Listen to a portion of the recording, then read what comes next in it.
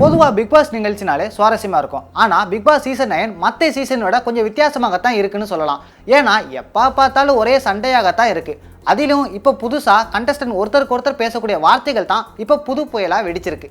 அது என்னன்னா, நீங்கள் இந்த வீக் சரியாக விளையாடலைன்னு சாண்ட்ரா மற்றும் திவ்யாவை பிக் பாஸ் ஜெயிலுக்கு போக சொல்கிறாரு. அந்த பொறுப்பை எஃப்ஜே மற்றும் விக்கல்ஸ் விக்ரம் கிட்ட கொடுக்குறாங்க. இதை சரியாக செய்ய விக்கல்ஸ் விக்ரம் எஃப்ஜே 2 பேரும் சாண்ட்ரா மற்றும் திவ்யாவை ஜெயிலுக்கு போகலாமான்னு கேட்குறாங்க. ஆனால் அதற்கு முறையாக பதில் சொல்லாமல் சாண்ட்ரா மற்றும் திவ்யா இரவு 3 மணி வரை போராட வைக்கிறாங்க. ஆனால் இதற்கெல்லாம் முன்னாடி திவ்யாவுக்கு தலைவலி ஏற்பட்டதாக சொல்லி பால் எடுத்து டீ போட்டிருக்காங்க. இதை தட்டி கேட்ட கேப்டன் எஃப்ஜேக்கும் திவ்யாவுக்கும் சண்டை வருது. இந்த சண்டை குறித்து பிரஜின், சாண்ட்ரா, திவ்யா குழுவாக இணைந்து பேசுகிறாங்க. அப்போ பிரஜின் எஃப்ஜே குறித்து, யாருக்கு பால் ஊற்ற இந்த பாலை ஒழிச்சு வைக்கிறான், இந்த பாவங்களெல்லாம் எங்கே கொண்டு போய் வைப்பான், அவன் ஃபேமிலிக்கா, இல்லை அவங்க அம்மா அப்பாக்கா, இல்லை அவன் தங்கச்சிக்கா அக்காக்கா, யாருக்கு எங்கே கொண்டு போய் வைப்பான் என எஃப்ஜே கொடுத்து பிரஜின் பேசியிருக்காரு. இதையெல்லாம் நோட் பண்ண விஜய் சேதுபதி, தலைவலி இருந்துச்சு, டாக்டர் வந்து மருந்து கொடுத்தாங்க, அதெல்லாம் ஓகே, அதற்கப்புறம் நீங்கள் ஜெயிலுக்கு போக வேண்டியது தானே. அதே நேரத்தில் சாண்ட்ராவிடமும் இதே கேள்வி கேட்குறார். இதற்கு முறையான பதில் சொல்லாத திவ்யா சிறிது நேரம் மௌனமாக இருக்கிறார். அதே நேரத்தில் சற்று சோர்வடைந்து காணப்பட்டார்.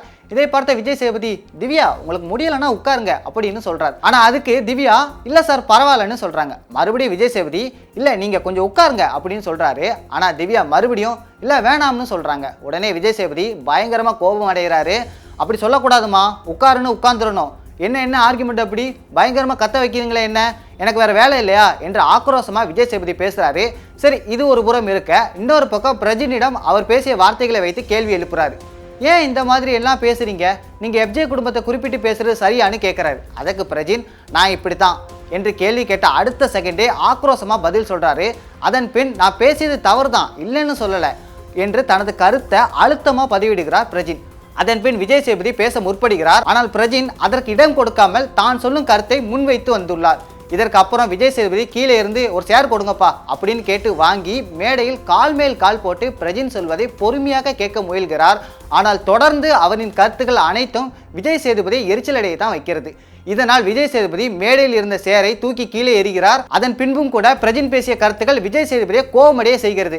இறுதியில் பிரஜின், இல்லை எனக்கு புரியல, நீங்களே சண்டை போடலாம்னு சொல்கிறீங்க, அப்புறம் வந்து இப்படி பேசுகிறீங்க என்று விஜய் சேதுபதியை பார்த்து கேள்வி எழுப்புகிறார். அதற்கு விஜய் சேதுபதி, நாங்கள் சண்டை போடக்கூடாதுன்னு சொல்லலை, தேவையில்லாத வார்த்தைகளை தான் விடாதீங்கன்னு சொல்கிறோம் என்று கூறிவிட்டு தனது கோட் பட்டனை கலட்டியவாறு, என்னால் இதுக்கு மேலே முடியல சார், நாளைக்கு பேசலான்னு கிளம்பிடுறாரு. இப்போ இந்த வாக்குவாதம் இணையத்தில் பேசு பொருளாகி வருகிறது என்பது குறிப்பிடத்தக்கது. செய்திகளை உடனுக்குடனும் துல்லியமாகவும் தெரிந்து கொள்ள சப்ஸ்கிரைப் பண்ணுங்க.